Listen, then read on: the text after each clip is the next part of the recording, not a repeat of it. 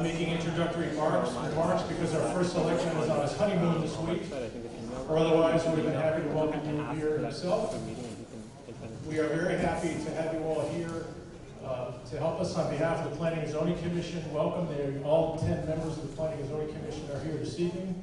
This is a regular commission meeting night that we are dedicated to this public kickoff event. The Planning and Zoning Commission, as we hope you know, is undertaking a revision to our plan of conservation and development that we hope to conclude by November of next year. An opportunity arose through the efforts of Mark Barnhart in the Office of Economic Development. Got a grant to do a transit-oriented development planning study. So we thought that dovetailed well with what the Planning and Zoning Commission is undertaking, because that's going to cross a lot of common boundaries for the POCD in terms of economic development, housing, the Commerce Drive area, and our downtown. So this is a kickoff event. You'll get more information forthcoming. We're very, very pleased to have Goody Clancy, an architectural planning consulting firm out of Boston, on board for this effort. And I'm going to turn it over to Ben Carlson from Goody Clancy to do the presentation today. Thank you for being here.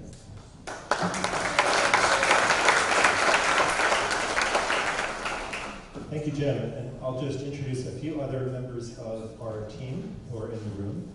Over on the far right, Sarah Woodworth, who is one of our economics team members, because this effort is very much about economics of real estate. We have Michaela Dunphy, of our planners in the back, and we have David Spillane over here as well. And we'll be working with you in talking to you at your tables at different points this evening. We'll start a bit about expanding a little bit more on why we're here, what are the questions we're trying to answer. This is the beginning of a planning process that will probably run through next December or January. So we're just beginning, and we'll start to have more answers and options and things to think about at more meetings in the fall. So we're really outlining that process. We'll talk about these two study areas, the Fairfield Metro Station and the Fairfield Center Station. What are some of the questions around them, and then how will we work through those during the process? And then you'll have some time at the tables to record some of your priorities, your biggest questions, your biggest concerns or interests about moving forward in these areas. And if you responded to the poll earlier that was up, there will be a few more questions like that along the way to respond to. So our goal here is really to support economic development for the town. We're looking at some underutilized land in different places, land around the Fairfield Metro Station on the right. It's the commuter parking lot that's there. Land here along Ash Creek. And there are other properties nearby that have changed or could change that we'll be thinking about, as well as neighborhoods, stores, lots of other things going on that this site can affect. And then this isn't the center station, but this is the Exide battery site, the former battery site that's a little bit down Post Road towards Southport, that has been cleaned up and is now ready to be redeveloped. So when we have a big site like that, what do we think would fit best in this part of Fairfield Center? And are there other places in Fairfield Center that also are looking to change? These are sites that are especially accessible, right? We have the train stations, we have multiple exits to 95, we have different neighborhood streets. We also have a lot of constraints because in many cases 95 or the tracks get in the way of things, or even Post Road might get in the way of crossing the street. So some of this is making connections to these places. Our planning team has worked in a number of other communities in Connecticut and other places, but explored issues a lot like the ones you're looking at tonight. This building here is in a Stamford neighborhood near the Glenbrook Station that had similar challenges to some of those we see here. And this is a site where an office building was developed by a rail station. And our team, we have worked together on many different projects. So Goody Clancy, we are going to be thinking about your zoning. That's one of the tools that we might be making recommendations on.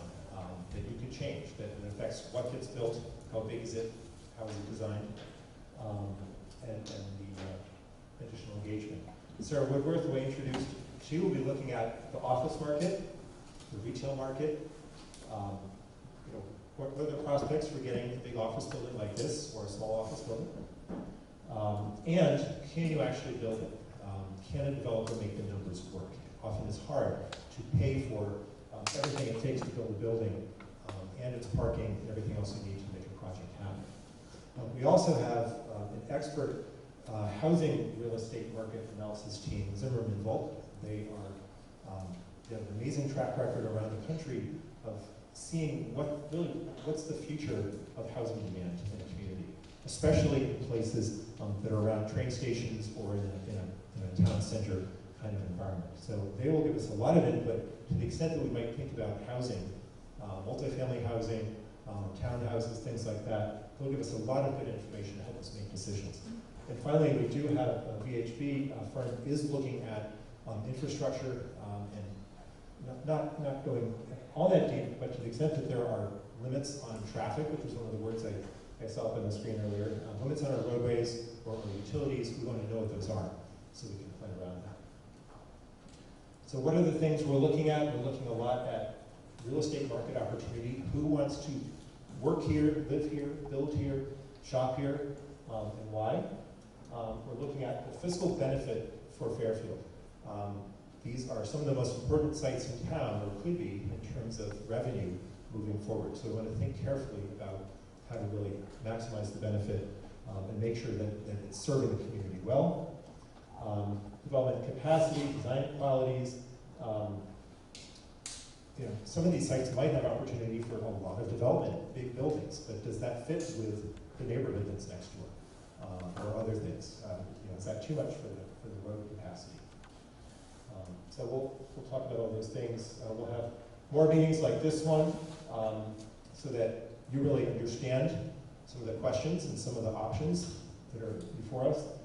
These are just examples from other communities nearby where we've worked. And the Town Planning and Zoning Commission members, of course, are here tonight, and they'll be closely involved because a lot of the recommendations or ideas that come out of this may be ideas that they are applying. And I think I've covered a lot of this. I won't get into detail, but we will be making recommendations on land use. Where should parking be? What's the right mix of housing or office space or other uses like that? And one thing I'll mention is community benefits. What some communities do is they give the developer an option. They say, you can build only 4 stories, but you could build a 5th story if we can get a park out of it, or a new sidewalk, or affordable housing, or something like that. So that's something that we also might be thinking about, is are there options we provide that might give us back, not just tax revenue, but other things you may be looking for. Okay, our first polling question. And I realize not everybody necessarily has a phone and can easily text in. That's okay, but if you can, we are asking about what is your perspective? Are you a resident? Do you own a business? Are you a commuter? You use the stations a lot. If you have not responded to one of these surveys before, there's a first step you need to do, which is to open up your text window, and you're going to send a text to the numbers 22333. And the message you're going to send to 22333 is Ben Carlson 689. Sorry, so many letters. And after you do that, you'll get a response back. And then you can text in the letter that corresponds to the question. And so those questions, a lot of you are responding, but I live nearby, I own or represent a business or commercial property, I often use one of the train stations, I have a home, business, or property somewhere else in Fairfield, but I care about this area. I use retail or services, and other. And of course, for some of you, more than one of these may apply, but what's the main reason that really brought you up? So clearly, a lot of residents, maybe almost half of you, live near one of these stations, and you're going to care about what happens to that larger environment. We have a good number of business or property owners. Not too many regular station users, although maybe you do use it, but that's secondary to these other things. Responses keep coming in. What are some of the other reasons why you came out?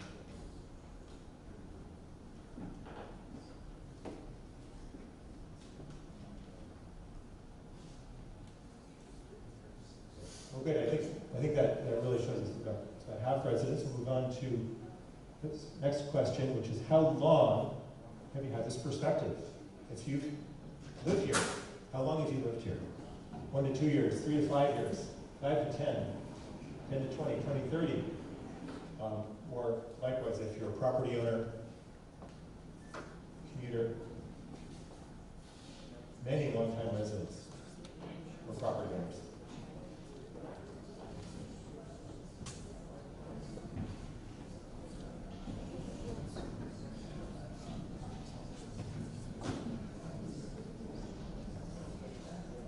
That's great. Lots of wisdom and perspective on what's happening.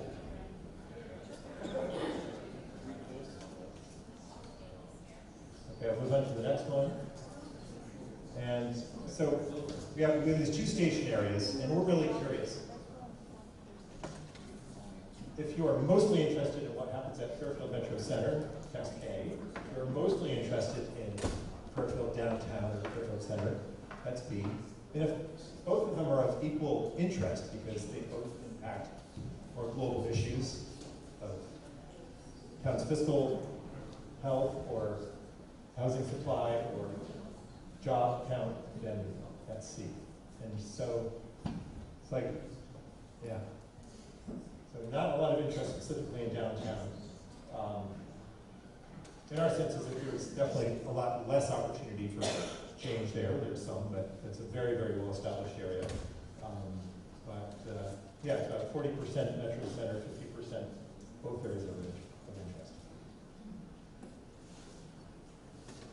Okay, thanks. Now back to the areas. So the 2 areas we're talking about, we drew 3/4 of a mile circles around each location. That's about the farthest most people are going to be walking to the train on a regular basis. But that's the area we're focused on. It's about 9% of all land in the town. But that accounts for 27% of your property tax revenue. So there's a sort of threefold relationship of how that important that is, because a lot of your commercial land or industrial land is in those areas. And then when you look at that property tax revenue, downtown, or Fairfield Center, is contributing a lot more than the Fairfield Metro area. And you know, there are quite a few businesses near Fairfield Metro, important ones, but there's room for a lot more there. Now we'll talk a bit about the station areas in a little more detail. And for this, Jim's going to come back and walk us through a little bit more of the many years of work that have gone into the Fairfield Metro. Okay, so we thought we'd do a little of where we've been before we go on to what are the next steps. So many of you, for many of you, this is going to be familiar history, but the picture on the right is late 1950s, Black Rock Turnpike, Bullard's factory. For those of you that aren't familiar, this is the current BJ's property. It was a huge employment center for the town for generations.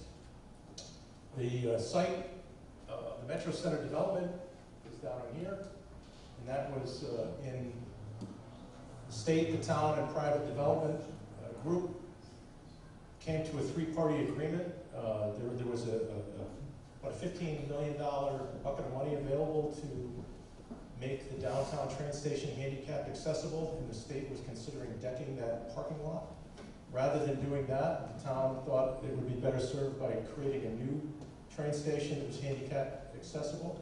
There was a development partner that got on board with that, and the town's obligation to do the parking lot.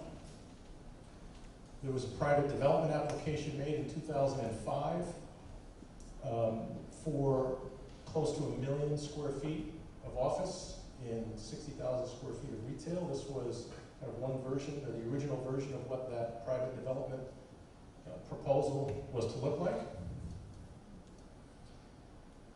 Planning and Zoning Commission recognized then that the presence of a third train station was going to be a catalyst for reinvestment in the town, at least we hoped it would. And in 2008, the Planning and Zoning Commission undertook a planning effort similar to what we are beginning this evening with RPA, the Regional Plan Association, as our consultant. We had a number of meetings, a public charrette that led to some recommendations for planning regulation amendments and an area update to the Plan of Conservation and Development that were adopted in May of 2011. That resulted in a new zoning overlay and a new transit-oriented development park opportunity that allowed a little bit more aggressive use of land than had previously been permitted, with a mix of up to 70% residential, a density, you only need a density of 50 bedrooms per acre, an 80% lot coverage, height limit of 60 feet, in an overlay zone, which is the bigger area around it, for some new pedestrian-oriented design requirements. So the train station, as you know, many of you know, opened in December of 2011. That's an aerial picture of the actual improvements. The private development has not moved forward, as the office market is certainly not as robust as it was, and then in 2008 things kind of crashed. So the private side development has languished, but the public investment is there. But with the regulation amendments that the Commission adopted in 2011, we've had some private development come in. The blue site on the left is trademark phase 1. If you're not familiar, it's a 2.5-acre site. It was 101 residential units, about 15,000 square feet of retail. This is how it was pitched to the Planning and Zoning Commission. The renderings of what they were to propose: an L-shaped building with a amenities deck for the residents and mixed-use commercial on the ground floor. This is how it was unanimously approved by the Commission in July of 2015. It was completed this past June, about a year ago.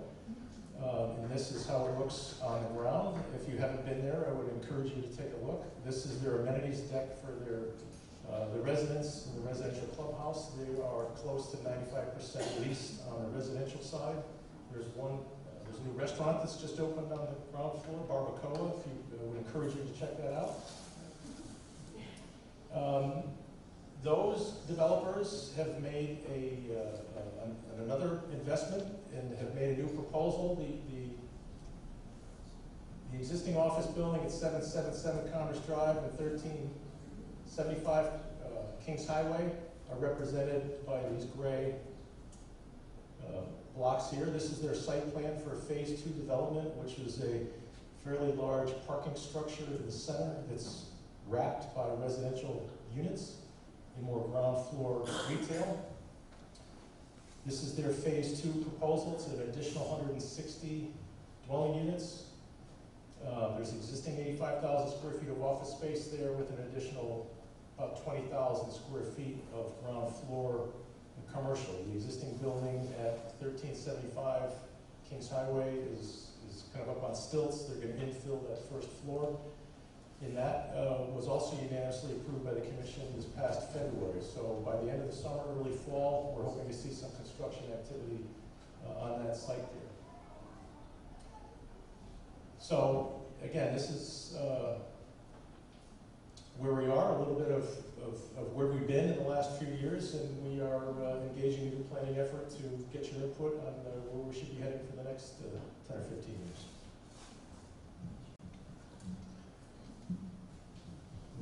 Spend a few minutes looking at these study areas a little bit more and getting to know the zoning a little bit, not in a lot of detail, but as you'll see on the maps on the wall and the ones on your chairs, we have these rings around, and that's often the first thing we do when we look at an area where walkability, ability to walk to a station or retail or other destinations is important, because people only walk so far. So that means the area within these circles is especially important to uses that really may want to happen at that station.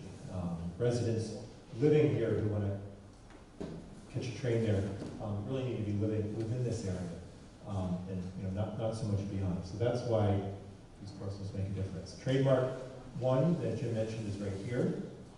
Trademark 2 is coming right here on Kings Highway at the gateway to the station. And then there's the development area here along Ash Creek. Something else I'll point out is the 100-year flood line, which is this blue line here. And that's something that's been carefully thought about in a lot of the work that's happened here already to secure this area. But that is certainly a consideration in any of this area, and that line may be changing a little bit over time. So that's something we're mindful of, and it also means that there are some areas around here where you can't necessarily build an occupied building at grade level. It might need to be up a little bit with parking or something else below. It might need to be up a little bit with parking or something else below it. And then this green outline that looks like a glove, kind of, that's the TOD overlay, and that has unique allowances in terms of development opportunities, mixed-use development that can happen there. As this area is transitioning, because it used to be industrial, but sort of a simplified zoning map, like everything that's purple is light industrial zoning, or sometimes heavy industrial. Everything that's red is commercial, so that's a lot of that's retail. It's the Home Depot, the Whole Foods, Best Western, Staples Plaza. It's also some office buildings. And then yellow is generally neighborhood housing, which also now includes the Trademark and the Stone Ridge developments that are right at the core. And then some important green space opportunities here along the water. We made an error in our map because this is supposed to be developable land shown right there, but an important green space opportunity at the water and a future connecting bridge over Black Rock. And we don't need to dwell on zoning tonight, but when we come back in September, we'll be sharing some ideas that might have more specifics about do we change things? Do we change some of the limitations on certain uses? Do we think differently about heights of buildings or the amount of parking we need to have? Downtown area, this map's a little skewed to the west. Then we've got the station right here. We've got Connecticut Turnpike right there. The site we're especially thinking about is the Exide site. It's a bit of a long walk from the station, so that's not super convenient for living or working and taking the train. But it might work if there were a shuttle connection or people were willing to bike that. Very strong town center retail. We really have a remarkable downtown in terms of all the amenities that are here. We travel around to a lot of different town centers, and it's a very impressive mix of options. And then in the neighborhoods around it. And here, the way the zoning works is there's a sort of central business district zoning that is where most of the shopping is, some office space, and then again residential areas around it, and then these areas of industrial zoning that historically have been along the railroad tracks, and some of them at least, Exide or others, maybe in transition. They could be office sites, maybe housing. This is the Sportsplex site here that was, I think that used to be Fairframe. And then this is the big parking lot at the downtown station. So what positive word do you most associate with Fairfield Metro? There'll be a chance to give us a positive word, and then we'll have a negative word or challenge after that. But it's obviously an area in transition, it's an area in evolution, but if there's something there that's a real asset, some opportunity you could see there, what would that be? Big, right, it has potential.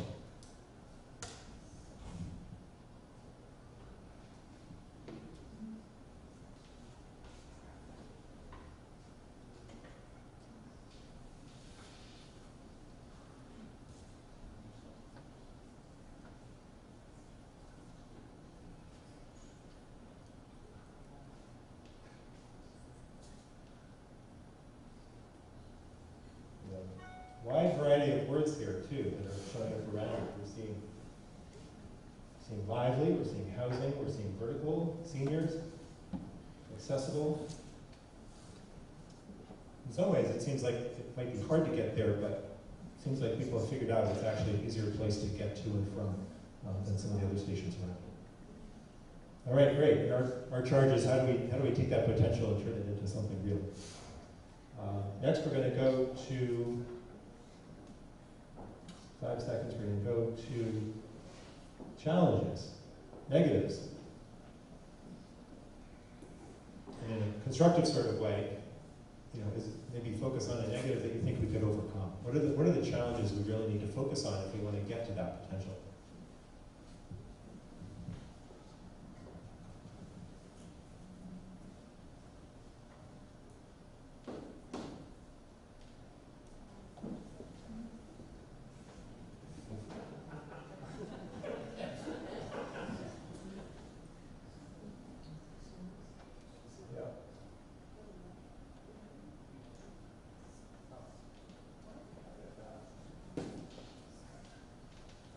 Traffic and money are really standing out. Accessibility,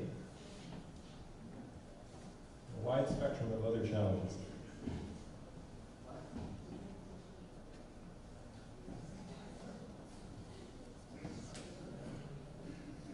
Okay, 5 seconds and we're going to move on.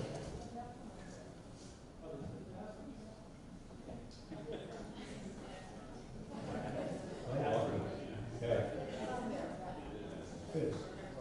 Okay, same thing for downtown. This may have been a response to the previous question, but it's a positive word about Fairfield Center. What do you really love about it? What do you think are its strongest assets?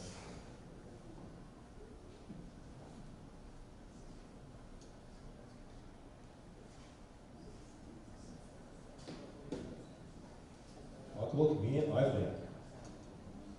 Quaint.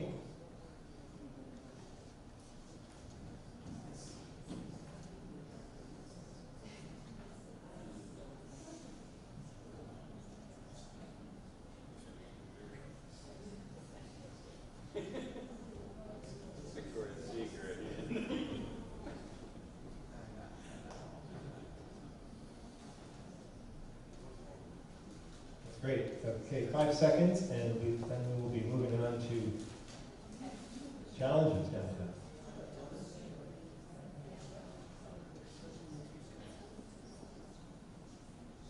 Okay. What is it out there? So challenges, are there things that are hard to do downtown? What obstacles should we overcome to really make it better? Or is it failing us in a certain way?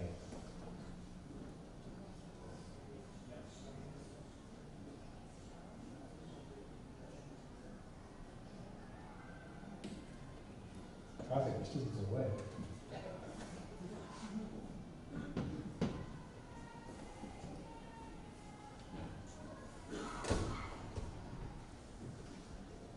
So walkable is a big positive word, but it's clearly could be more walkable. It's hard to get from one side of the tracks to the other.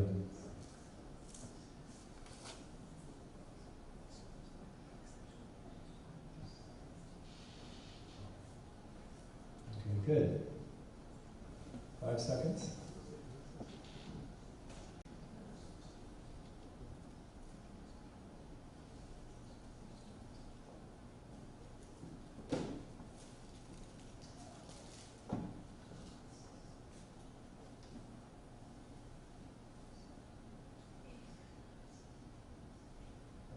Moving on.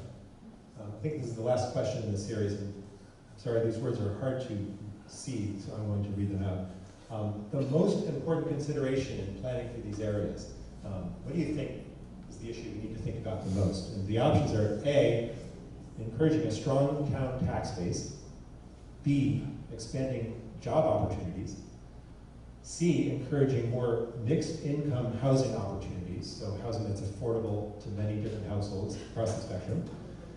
D is encouraging more or better retail or services that could also be things like childcare or other services people need. E is creating a safe, attractive, sensitive place for a variety of site uses. So maybe you don't care too much whether it's housing or jobs, but if it's a great place, all kinds of things will happen there. F is improving access to train service, if that's a critical thing to you. G is minimizing negative impacts on nearby neighborhood and commercial areas. And H is other. And tax base is far on the lead.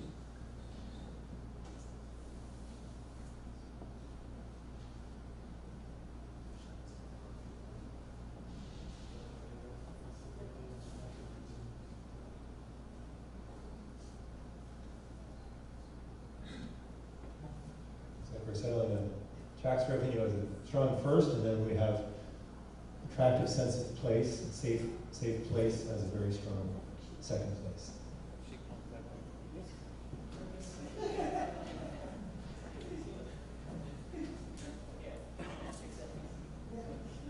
Okay.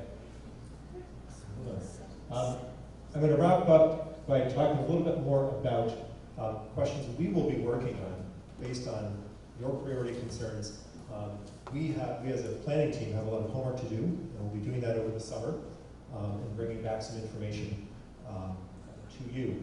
So we're going to think about where this change went to happen, and we'll learn a bit from the maps on the wall and possibly the maps on your tables. Where are the sites? Well, there are several steps. It's identifying the sites where property value is significantly below economic potential. So that's a site that like where the trademark housing is now. I'm not sure what was there before, but there wasn't enough value to that in order to keep it. So somebody bought it and redeveloped it. We can look at property values and to some degree get a sense of where that change might happen and where it might not happen. And there's some properties you look at and you think it's looking a little scruffy, but it might just not be worth the effort to redevelop because it's too hard to make it work, get the parking there. Next one, understand which property owners are motivated to invest or sell.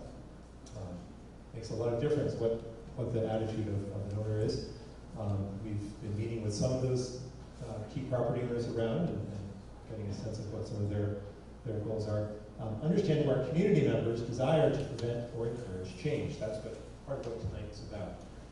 If there are places you think really need to be improved, let us know. If there are things that need to be preserved that you really don't want touched, we want to know that as well.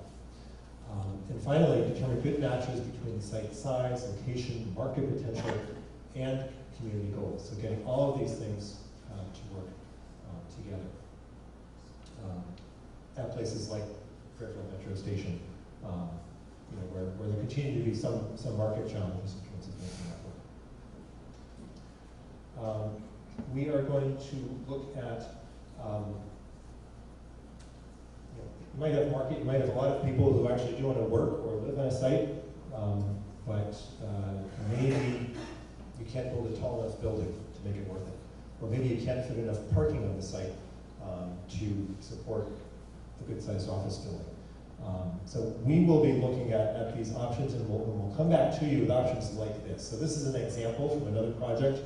It's not Fairfield, but an example of different scenarios. This is a lower building, set of buildings. It's 3 to 4 floors.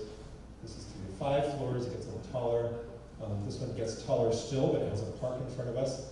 But there are other options and assumptions. This one is all about housing. And 10% of those units are made affordable at below market rates, which is the current policy.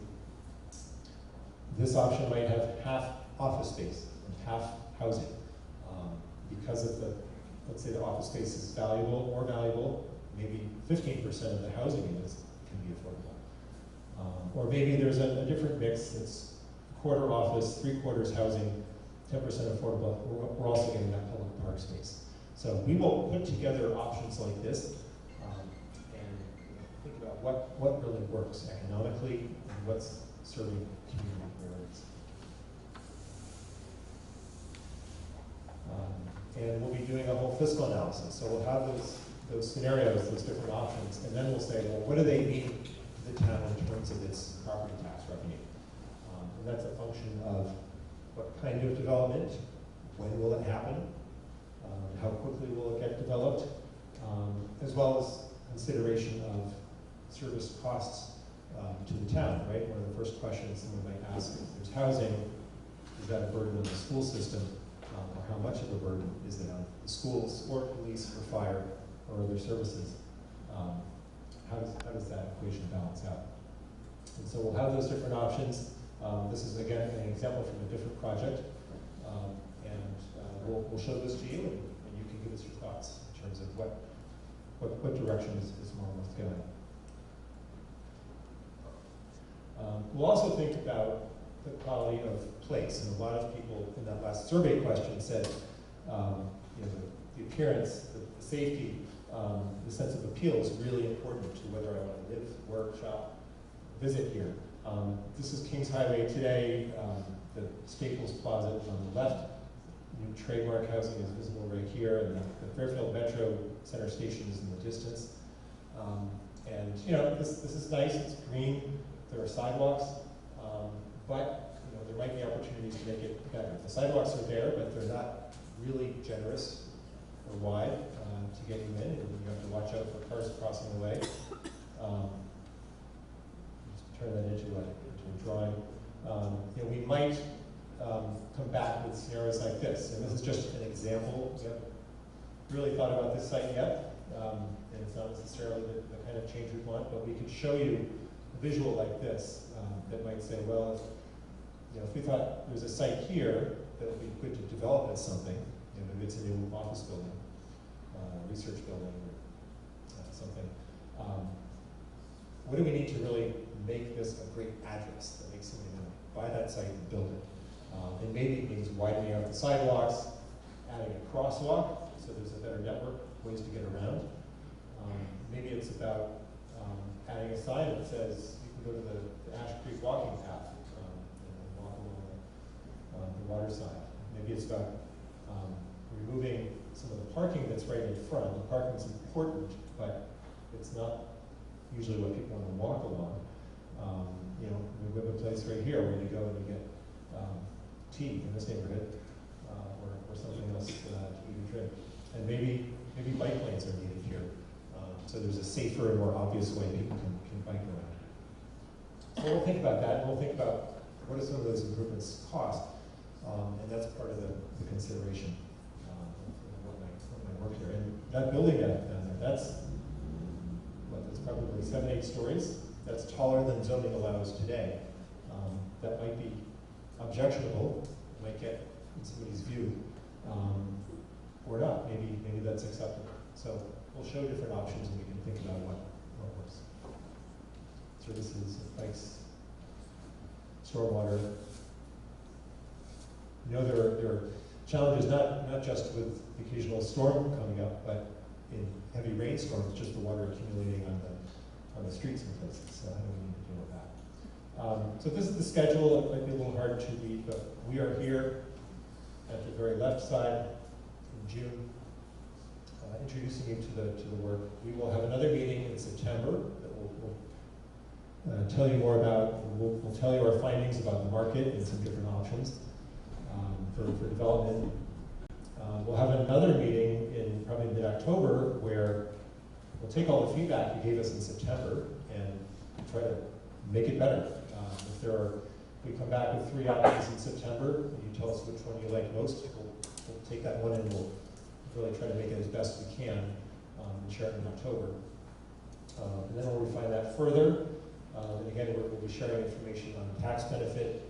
We'll have some images that show what might this place look like. We'll get a sense of how long might it take to see all that happen.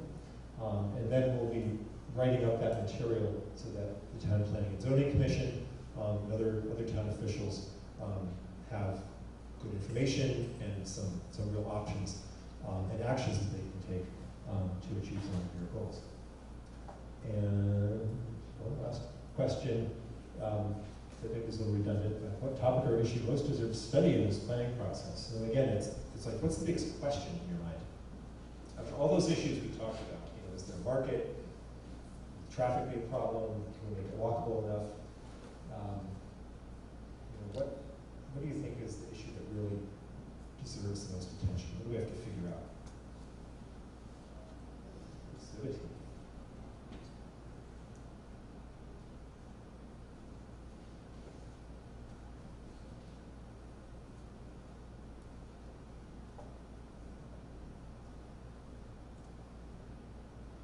Traffic is always an interesting challenge around stations because to some degree the stations help take cars off the road.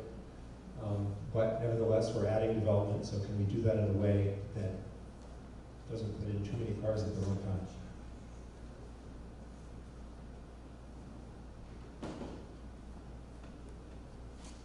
Goodness, we have a lot to look at this summer.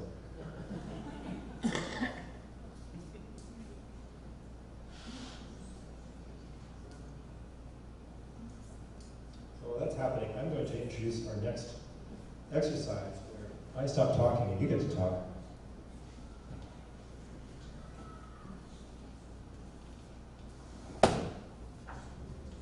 So I think at each of your tables, and if you don't have any, find a table that does. Each table, there are 2 maps, one for each study area, like we saw on the screen, that show the zoning districts. And then there are a couple of sheets like this, and one says priority concerns and challenges. One says priority goals, opportunities, and strengths. And we'd like you to talk to each other and think together and write down with the pens. The first step is to use the left-hand side of the paper for each one. So goals, opportunities, strengths. Write down on the left side, what do you think are the most important goals? And it could apply to one of the stations or the other or both. But indicate what those are. What's most important to you? And we'll do the same thing with the concerns and challenges. We'll capture that. If there's something you really want to mark on the map, because it's very specific, you can show that. If it's more general, you can put it on the paper. And since most people were interested in Metro Station and townwide, I think we will let all the tables focus, mostly. Yes, that's an excellent example. Excellent question. It says use green for the Metro Center, and you don't have a green pen, so please use black to circle things all around. And we'll talk in groups for probably about half an hour. We'll gather your input, and then we'll have a chance for each group to report back to the full group.